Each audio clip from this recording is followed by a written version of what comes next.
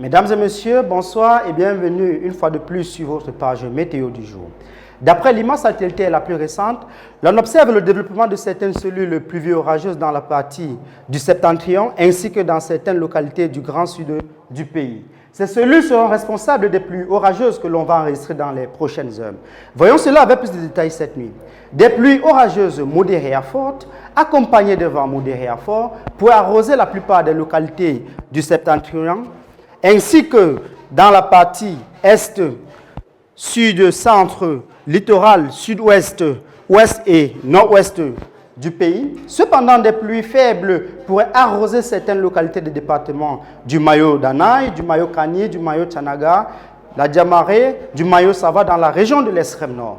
En outre, des concentrations faibles à modérées de poussière pourraient être observées dans l'atmosphère du Logone et Chari dans la région de l'extrême nord. La température minimale pourra atteindre les 16 degrés Celsius à Bamena, dans la région du nord-ouest. Demain matin, ces pluies pourraient persister dans les régions de l'est, du nord, de l'extrême nord, du sud-ouest, de l'ouest et du nord-ouest.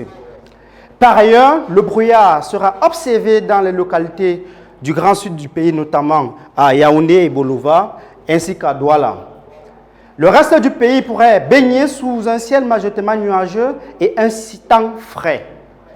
Demain dans l'après-midi, des pluies orageuses éparses d'intensité faible à modérée, accompagnées de vents modérés à forts, sont attendues dans la plupart des localités du grand sud du pays ainsi que dans la région de l'Adamawa. La température maximale pourra atteindre les 42 degrés Celsius à Kousséri dans la région de l'extrême nord. Ces pluies annoncées peuvent induire des risques d'inondation, de crues, de glissement de terrain et de prolifération des maladies hydriques. Il est conseillé à cet effet aux populations d'éviter les bas-fonds, d'éviter de s'abriter sous les arbres et de débrancher les appareils. Nous vous invitons à continuer à nous suivre sur nos différentes plateformes digitales.